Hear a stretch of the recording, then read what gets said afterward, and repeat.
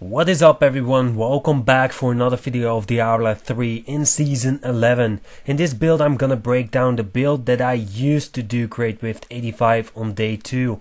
I didn't play this Demon Hunter anymore, so I'm still on great with 85. But if you get your ancient items and if you augment the items, you can go pretty high. So let's begin. So for this build you need 6 pieces of the shadows. If you have the 6 pieces you will get the 6 set bonus, and that's gonna buff your impale damage by 40,000 weapon damage to the first enemy it hits. The 4th set bonus will give you every skill rune from Shadow's power, and the 2nd set bonus will give you 1200% damage increase if you are wearing a melee weapon. We also want to use Holy Point Shot Quiver, so instead of 1 impale we will have 3 impale knives, and each knife will get the bonus from our 6 set item. We also want to spam impale as much as possible, since that is our damage dealer. That's the reason why we are using Carlisle's Point. This will give us our hatred back after hitting enemies with impale.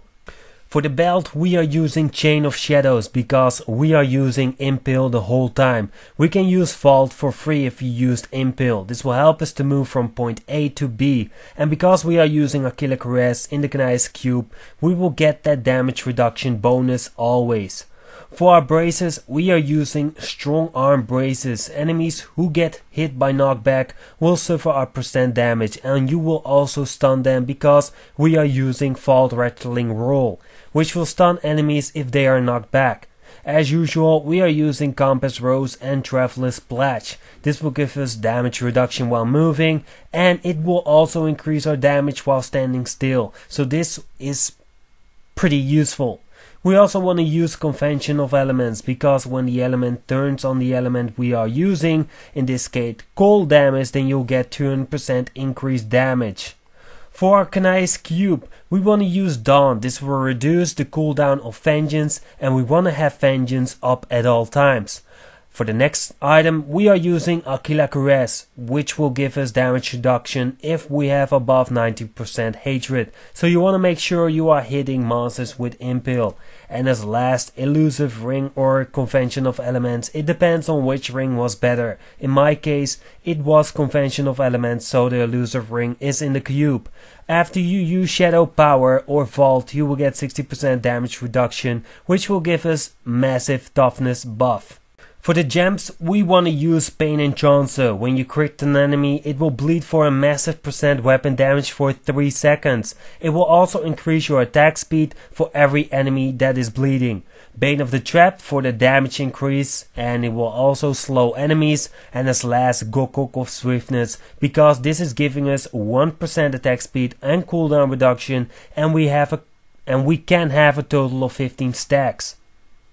For our skills we want to use Impale over Penetration. This impale will travel in a straight line, and every monster who is getting hit is getting hit.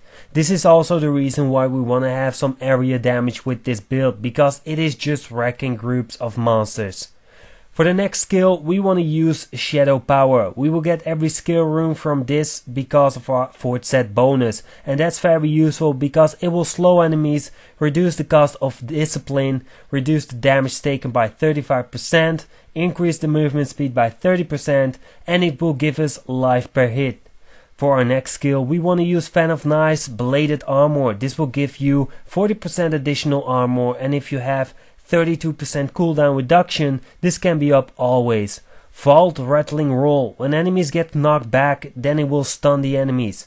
Vengeance Dark Heart. This will give us damage reduction by 50%, and it will also give us 50% increased damage. Companion Wolf, Roll Companion, whatever. This will make you a little bit more tanky, and when you activate this skill it will taunt enemies within 20 yards, so you can stand 5 seconds longer hitting the elite monsters or what monsters you are attacking. Awareness, passive, which will give you a second life when you die. Ambush, so you will deal more damage to enemies above 75% health. Gall of the Weak, this is also increasing our damage. And as last, Numbling Traps. This will reduce the damage of enemies who are slowed or hit by a Fan of Knives. So let's go to our Paragon levels. So first of all, you want to go for dexterity and 50% movement speed. Attack speed, cooldown reduction, critical hit chance, critical hit damage. Then you want to go for life, armor, resist all, area damage, life per hit, resource cost reduction, and gold find. For the states on the gears, first of all, for the helm you want dexterity, critical chance, and impale damage. For your armor, dexterity, vitality, all resist or reduce damage from elites. Shoulders, dexterity, vitality, all resist area damage. For your necklace, you want cold damage, critical chance, critical damage. For your gloves, you want dexterity, critical chance, critical damage, area damage.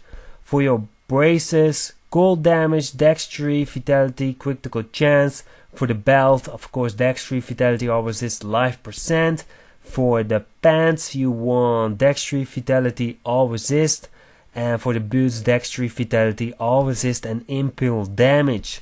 Now let's go to the rings. For your convention of elements, you want attack speed, critical chance, and critical damage. For your other ring, compass rose, dexterity, critical chance, critical damage, and cooldown reduction. For your weapon, weapon damage, percent damage, dexterity, and area damage. So this build is focusing, oh wait, we almost forgot the quiver. So for the quiver, cold damage, dexterity, attack speed, critical chance, and impale damage. So what I wanted to say, this build is mainly focused on area damage. You want to group as much enemies as possible, and you want to just stand still and just wreck the shit out of them. So I'm gonna change my rune gems pretty fast because I need some lives because I don't want to die. And I got enough resistance to all elements, so I can use some lives. So as you can see, this rift is going pretty bad. I found some elites and they were just overpowered as fuck. So I found a group and I'm just gonna kill that group a little bit. I'm not gonna kill the blue monster because he is just too tanky somehow. But we will just, this is what you want to do. You want to group some monsters, and if you can have blue monsters in it, then that's great, and it's completely fine if you kill those blue monsters, but you want to group as much as possible. If you group, you can do even higher than Great Rift 86. I think with this build I can do a Great Rift 89 or a 90.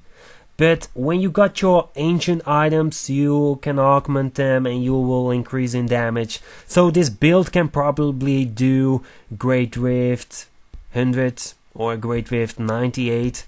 So I hope you enjoyed this video. If you did, leave a comment below, like and subscribe. Also turn on notifications, it's next to the subscribe button. Just feel free to use this build. It is pretty cool and it is cold damage. Just focus on cold damage. It is better than lightning because cold damage is focused on groups, and if you find a map with a lot of density, then you will clear that rift even easier than the lightning build. So I hope you like it, enjoy, and I will see you in the next video. Peace.